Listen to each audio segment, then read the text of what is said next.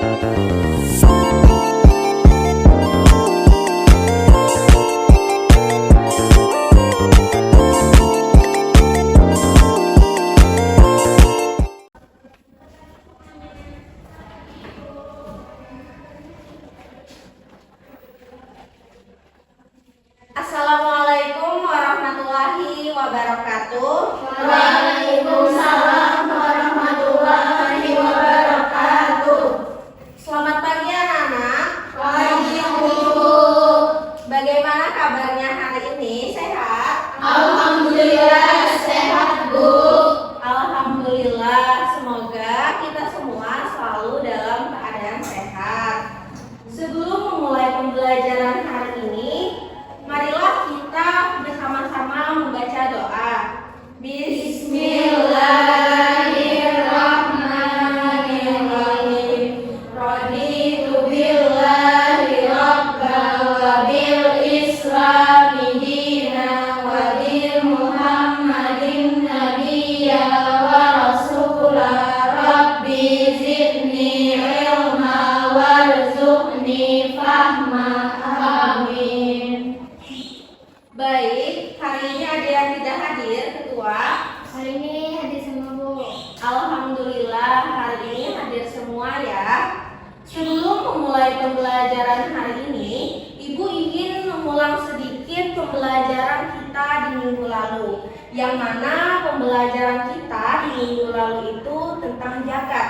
Nah, dari kalian, apakah ada yang masih ingat zakat itu terbagi menjadi berapa dan apa-apa saja?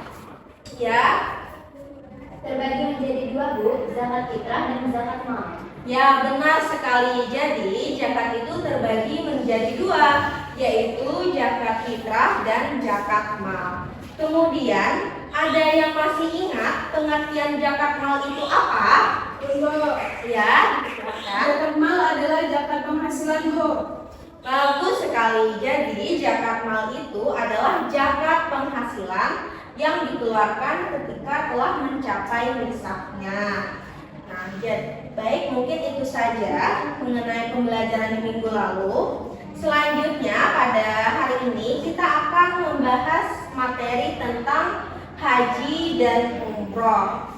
Nah, jadi pada hari ini kita terlebih dahulu membahas tentang haji, kemudian di minggu selanjutnya kita akan membahas tentang umroh. Nah, jadi pada pembelajaran haji ini Ibu akan membacakan tujuan pembelajaran, yaitu terkait materi hari ini tentang haji, yaitu kalian diharapkan setelah mempelajari ini mampu mengetahui apa itu pengertian haji, syarat haji, rukun haji, dan tata cara haji. Yang mana mungkin suatu saat dari kalian atau kita di sini bisa melaksanakan ibadah haji dan dipraktekkan. Amin. Baik, Ibu bukakan PPT-nya terlebih dahulu.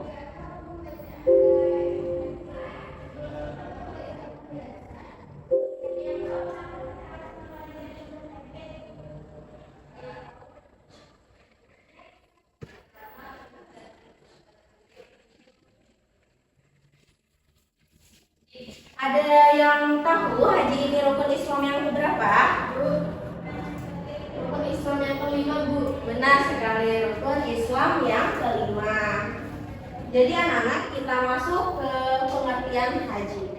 Nah, jadi haji ini berasal dari kata al-hajj yang berarti menyengaja atau mengunjungi. Sedangkan secara istilah haji ini adalah menyengaja mengunjungi dengan niat beribadah kepada Allah, baik itu dari segi wukuf, tawaf, sa'i, dan lain sebagainya, untuk mengharapkan keridhaan dari Allah Subhanahu wa Ta'ala pada waktu yang telah ditentukan.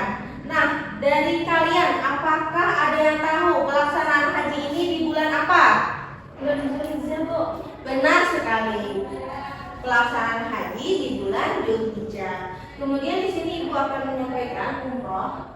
Jadi umroh itu sama artinya dengan haji, yaitu menyengaja mengunjungi atau berziarah.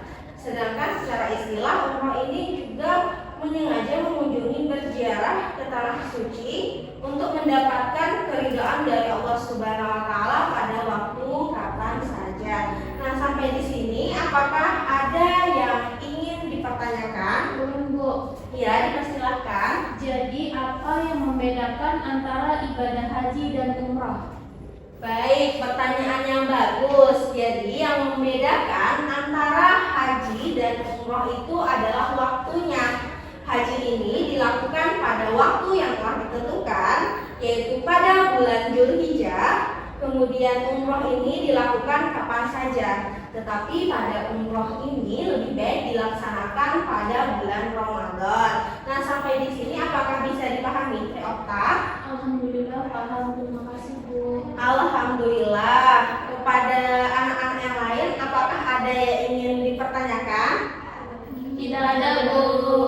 Baik, setelah kita membahas tentang pengertian haji, selanjutnya kita akan masuk ke syarat wajib haji. Nah, jadi anak-anak, syarat wajib haji ini ada 5. Yang pertama ada Islam.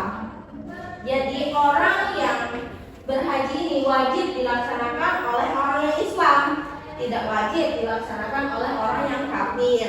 Kemudian ada balik, ada berakal sehat, kemudian ada merdeka atau bukan budak, dan istiqomah atau mampu, baik itu mampu dari segi fisik ataupun dari segi finansialnya.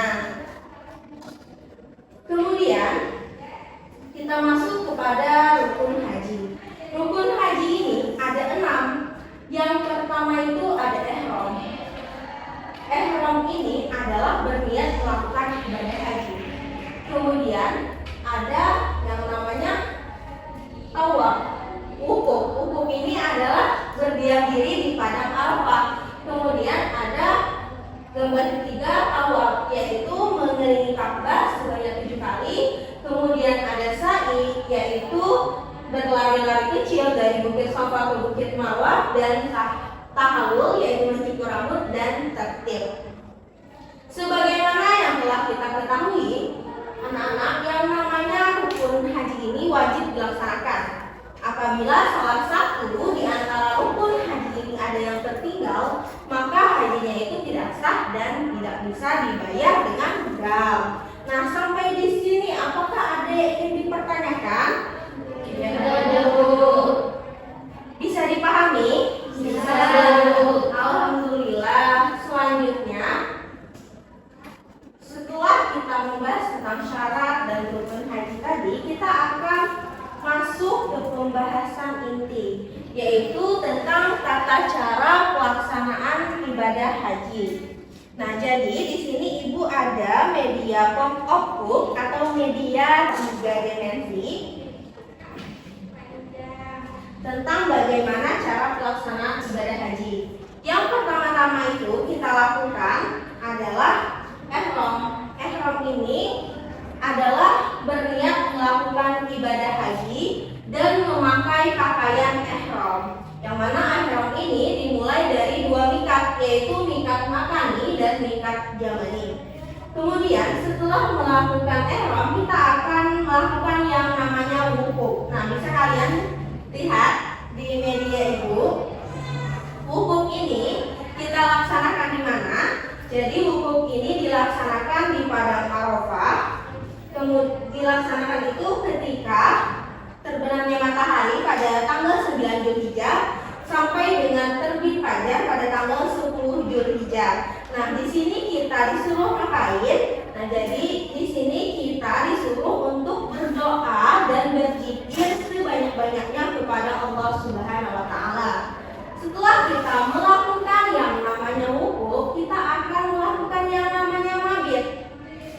Nah, mabit ini adalah bermalam di Musdalifah, yaitu kita berhenti sejenak sambil mengumpulkan batu kerikil yang mana untuk dilemparkan keesokan harinya, melempar jumroh. Setelah melakukan mabit, kita keesokan harinya akan melakukan yang namanya melempar jumroh. Nah, melempar jumroh ini ada 3. Ada melempar jumroh pula, ada wusta, dan aqobah. Setelah kita melakukan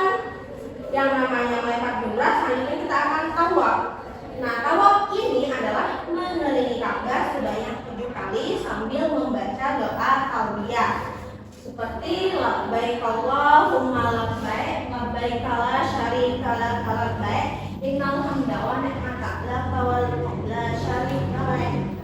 Setelah melakukan tawaf, kita akan sa'i.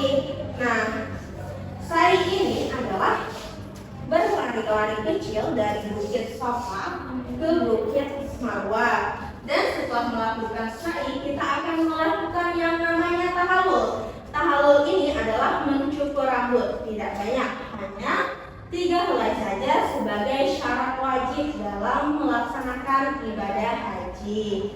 Nah, sampai di sini terkait tata cara pelaksanaan haji, apakah ada yang ingin dipertanyakan?